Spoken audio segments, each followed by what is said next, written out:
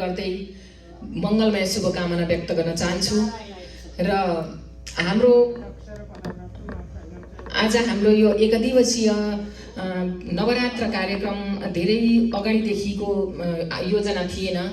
संक्षिप्त रूपमा भन्नुपर्दा 2-4 दिन अगाडिदेखि नै मात्रै यो कार्यक्रम गरौँ न त भन्ने भएको कारणले गर्दा धेरै सायद हामीले सबैतिर सूचना पुर्याउन सकेनौं कि त्यसले गर्दा कम्ती उपस्थित भयो। तर पनि केही छैन, समय अहिले सबैको व्यस्तताको समय दशैं भित्रिसकेको छ। सायद यहाँहरू सबैजना शपिङ गर्नुपर्ने केही गर्नुपर्ने त्यता व्यस्त भएर पनि होला।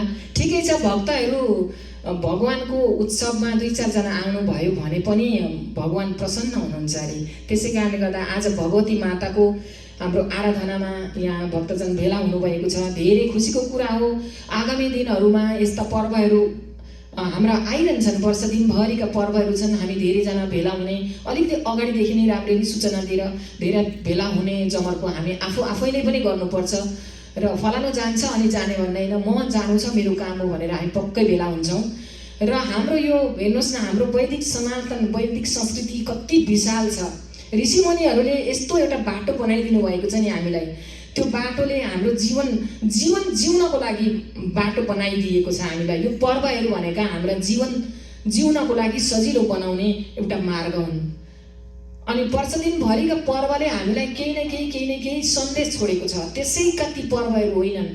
र यो अहिलेको हाम्रो नवरात्रको पर्वले पनि ठुलो ठुलो सन्देश बोकेको छ।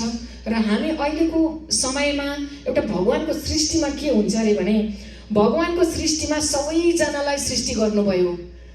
भनिन्छ नि, सुरमुनिदेखि भुसुनासम्म प्रभु नै सबैका घटमा टममा। सबै सुरमुनिदेखि भुसुनासम्मलाई भगवानले सृष्टि गर्नुभयो, पठाइदिनु भयो। जा तिमीहरूको कर्म गरेर आऊ।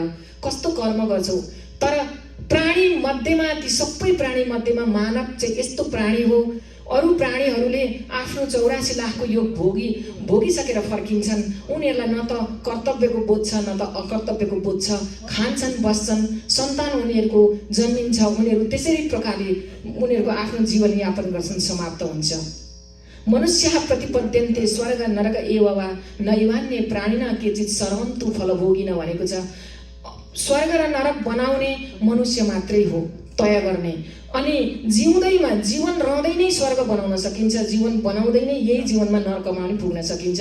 यो हामीले स्वर्ग छ अरे वैकुण्ठ छ अरे भन्ने हामी गर्छौँ कल्पना, हामीलाई शास्त्रले बताएको छ। तर जब यो संसारमा स्वर्ग प्राप्त हुन्छ, जब यो संसारमै वैकुण्ठ विगत कुण्ठ वैकुण्ठ भन्छ, त यी कुण्ठा रहित भयो भने नै यही वैकुण्ठ प्राप्त हुन्छ हामीलाई। यही जन्ममा पनि फेरि पराजन्म अर्को जन्ममा त प्राप्त हुन्छ नै हुन्छ हामी हाम्रो देह त्याग गरिसकेपछि। त्यसै कारणले गर्दा वैदिक संस्कृतिमा यी धेरै पर्वहरू हाम्रा वर्ष दिनभरि छन्। र यी वर्ष दिनका पर्वले हामीलाई नौलो जीवन निर्वाह गर्नको लागि नौलो सन्देश छरेर आएको हुन्छ। हेर्नुहोस् त, हामी संसारमा भौतिक संसारमा अहिले कोही कतै मानसिक पीडाले पीडित भइरहेका छौँ, कोही कतै कामको व्यस्तताले केही गर्न सकिरहेका छैनौँ। काम भनौँ, घर भनौँ, होइन, गाडी कुदाउने, कहाँ पुग्ने, भरे फर्केर आउन सकिन्छ सकिँदैन, गाडीमा स्वास्थ्यसँग आउँछौँ आउँदैन, यस्तो खालको जटिल स्थिति जटिल परिस्थिति छ हाम्रो अहिलेको। यो जति भौतिकताले सम्पन्न भयो त्यति हामी मानसिकताले पीडित छौँ।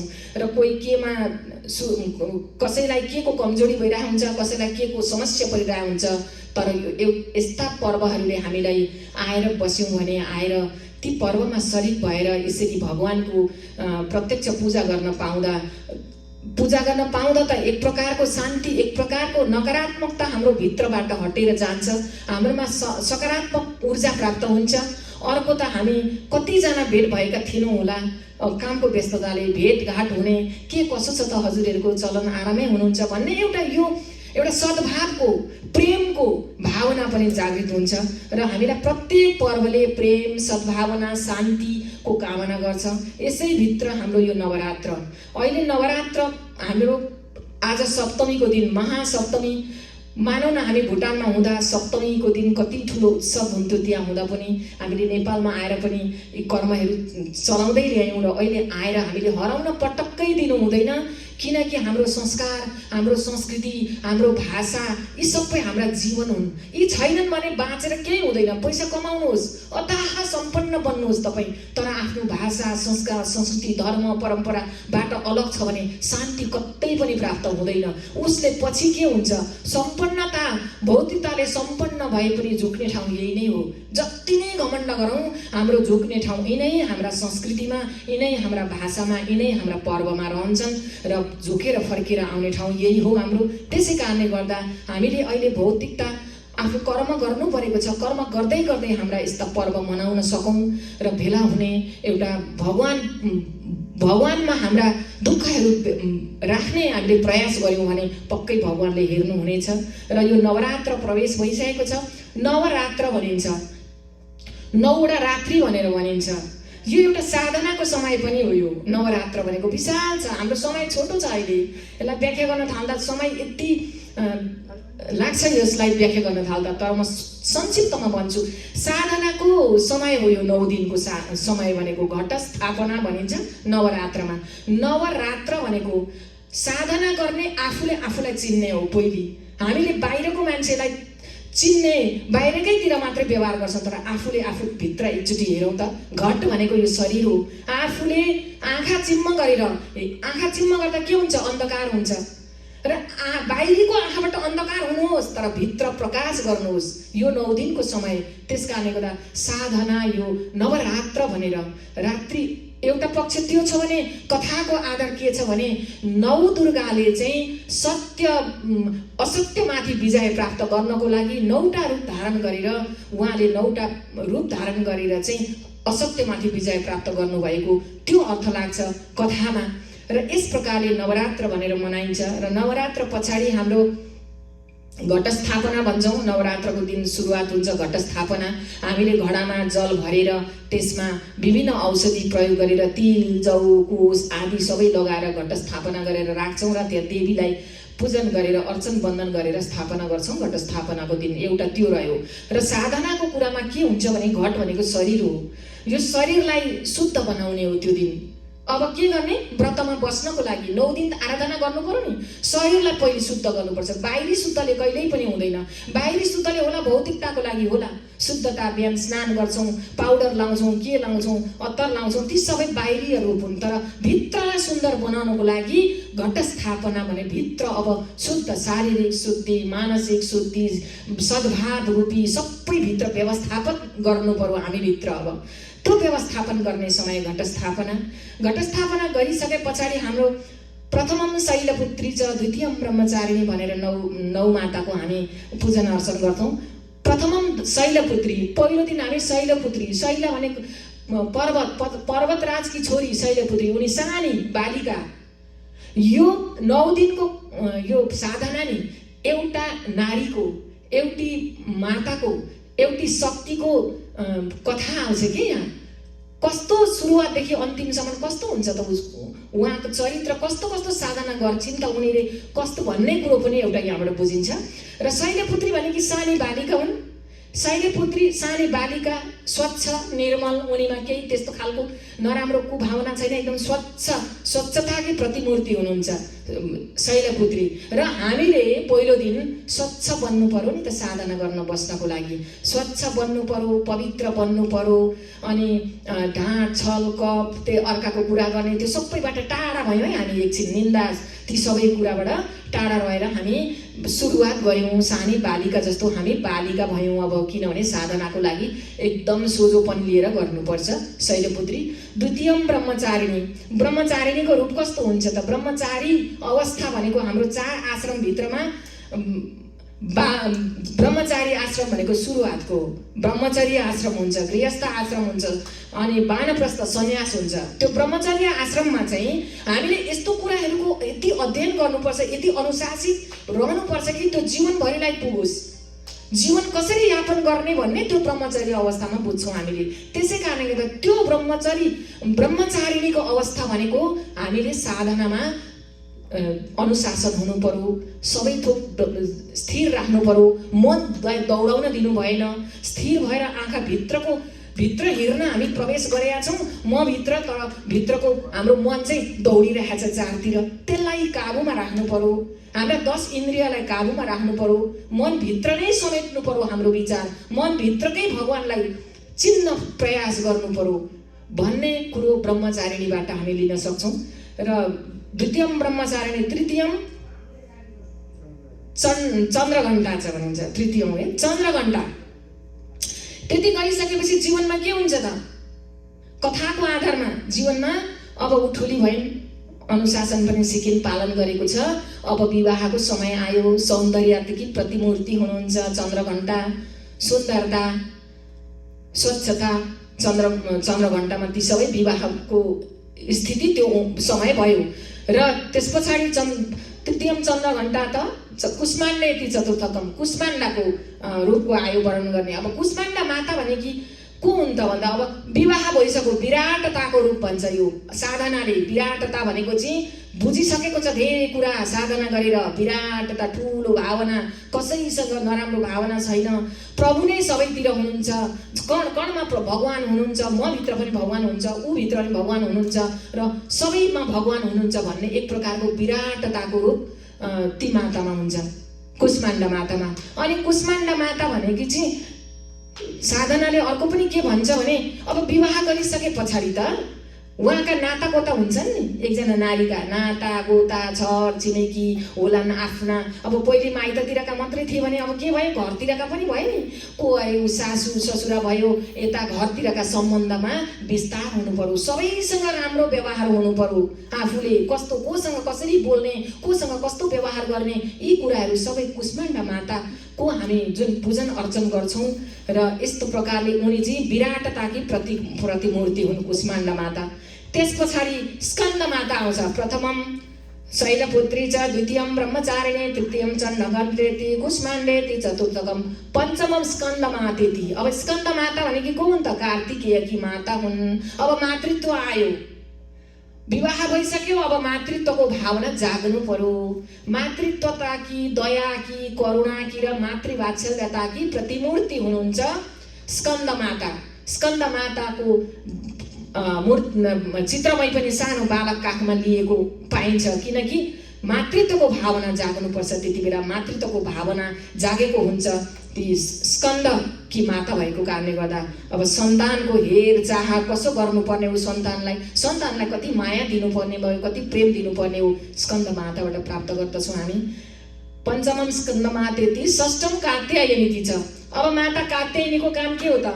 कात्यायनी माता भनेकी अब बालक अलिक ठुलो हुँदैछ, उसलाई अनुशासन सिकाउनु पर्यो, अनि उसलाई एउटा रक्षा गर्नु पर्यो। रक्षाकै प्रतीक हुनुहुन्छ कात्यायनी माता। रक्षा गर्नु पर्यो, सुरक्षा गर्नु पर्यो आफ्ना सन्तानलाई, के कता अब सानै छ, उसलाई कतै केही नहोस् भनेर सुरक्षा दिने कर्म गर्दछन् ती माताले। अनि त्यस पछाडि प्रथमम शैलपुत्री च, द्वितीयम ब्रह्मचारिणी, तृतीयम चन्द्रघण्टेति, कुष्माण्डेति, चतुर्थकम पञ्चमम स्कन्दमातेति, षष्ठम कात्यायनीति च, सप्तमम कालरात्रि छ। उग्र रूप है यो चाहिँ कालरात्रि।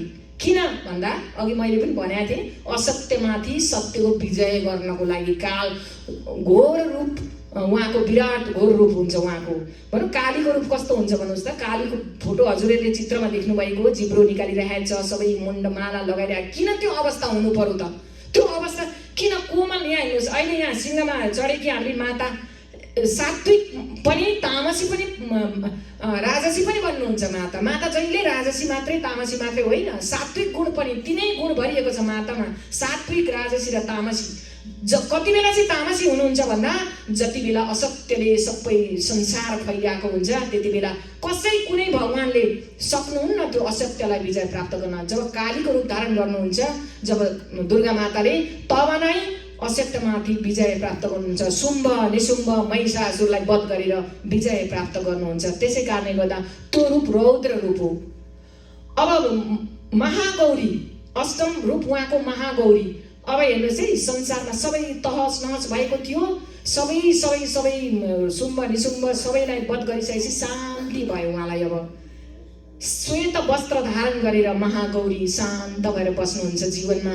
कति दुःख कति पीडा एउटा नारीको जीवनसँग दाँजेको छ। हेर्नुहोस्, विवाह पछाडि जन्मेर हुर्किएपछि लु तेरो त अर्काको घरमा जाने भनिन्छ नि, छोरीले त अर्काको घरमा जानुपर्छ, तैँले त उही घर खानुपर्छ।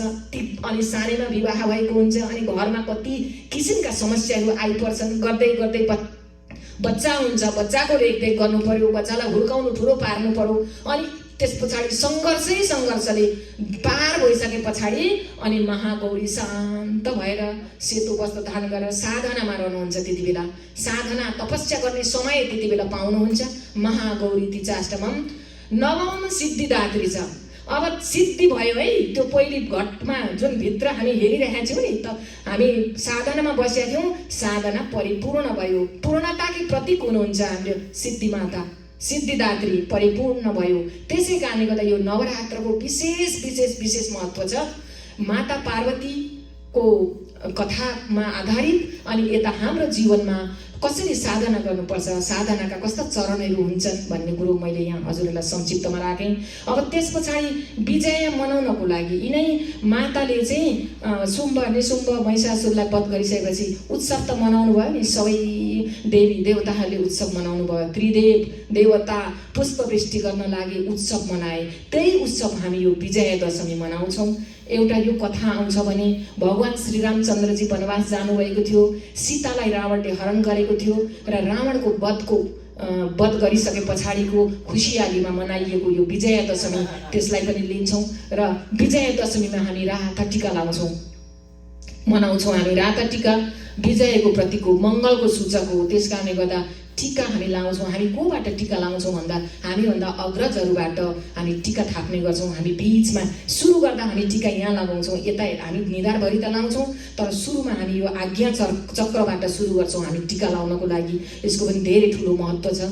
टीका लाउँछौँ र हामी खुसियालीसँग दसैँ मनाउँछौँ। हाम्रो पूर्णिमासम्मको यो खुसियाली एक प्रकारले भन्नुपर्दा हाम्रो यो शान्तिको प्रतीक, हाम्रो यो सद्भावको प्रतीक। हाम्रो यो समाजमा हामी बसेका छौँ, हामी गृहस्थीमा बसेका छौँ, काहीँ कतै दाजुभाइमा, काहीँ दिदीबहिनीमा, आफन्तमा झगडा भएको छ भने पनि एउटा यसले चाहिँ के गर्छ अरे, मित्रतामा होइन है, दसैँमा त जानुपर्छ, जे झगडा भए पनि जे गरे पनि दसैँ आउँदैछ है, जोड्ने काम गर्छ यो दसैँले हामीलाई, र जोड्ने काम गर्छ। यो ठुलो महत्त्व छ।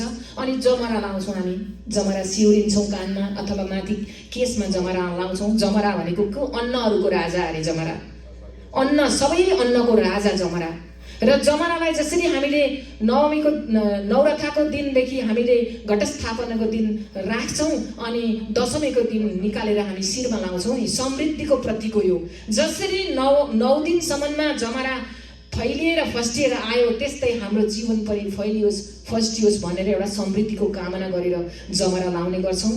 र त्यस प्रकारले हामीले दसैँ हाम्रो विजयादशमी भन्छौँ, मनाउँछौँ, नौरथा भन्छौँ, नौरथालाई मनाउँछौँ। यस प्रकारले हामीले मनाउने कुराहरूलाई हामीले जसरी पहिलेदेखि मनाउँदै आएथ्यौँ, अहिले नघटोस् यो पर्वहरू, नघटुन्। हामीले आउँदा दिनहरूमा पनि हाम्रा पर्वहरूलाई मनाउनुपर्छ। पर्वहरू मनायौँ भने हामी जीवन्त रहन्छौँ, हामी बाँचेको सार्थक हुन्छ। नत्र त एउटा कागले पनि आफ्नो पेट पाल्छ अरे, एउटा कमिलाले पनि आफूले पेट पालेकै हुन्छ अरे, तर मानव त्यति नै मात्रै गरेर आफ्नो जीवनयापन गर्यो, आफ्नो जीवन सखा पारो भने त के भएर उसको। र मरेर गए पनि हामी गए पनि यस्तो कर्म गरौँ अरे कि मुहूर्तमपि जीवेत नर शुक्ले न कर्मणा भनेको छ। 2 क्षण मात्रै बाँच न, तर त्यो बाँचेको समयलाई सार्थक बनाऊ, तिमी धन्य धन्य हुनेछौ भनेर हामीलाई शास्त्रले बताएको छ। हाम्रो समय धेरै छोटो छ, मैले यिनै कुराहरू राख्दै यहाँ गुरुदेव हामी हुनुहुन्छ, हामी गुरुदेव हामी सबैजना भएर आज यो हामीले सम्पन्न गऱ्यौँ। यो 1 दिवसीय हाम्रो नवरात्र बडा आनन्दभित्रैदेखि मलाई यति आनन्दले म प्रफुल्लित भएँ, किन म घरमा म आफू पनि साधनामा छु। अहिले प्रत्येक दिनको मेरो साधना छ। आज यो ठाउँमा हजुरहरू समक्ष आएर यही साधनामा यहाँ सम्मिलित हुन पाउँदा भगवती माताले अझै मलाई कृपा गरेको भन्ने मलाई लागेको छ।